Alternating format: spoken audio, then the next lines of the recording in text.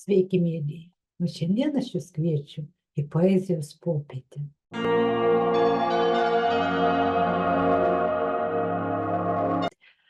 Noriu jums pasakyti tokią žinią, kad yra jau paruoštas naujas albumas Kaleidoskopas, kūrybos kaleidoskopas, šviesos spinduliai literatūros ir meno pasaulyje.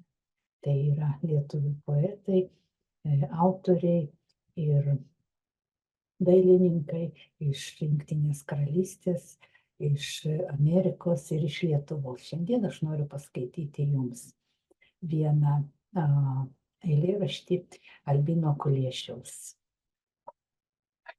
Mes nekalbam su savo angelais, turėdami bent jų po vieną, neprašome, kad jie paremtų mus, sparnais nušviestų meilę.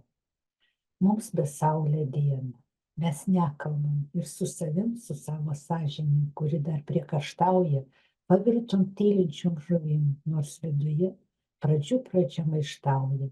Kai rytas aušta, liūdi angelai, šiandieną vėl mes jų neprisiminsim.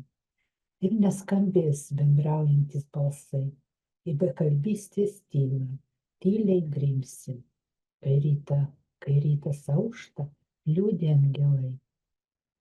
Šiandien nepasakė jiems, labas rytas, atverki langą, kol dar nevėlai, lai lieka jis atidarytas. Tai šiandien tiek, iki kitų susitikimų.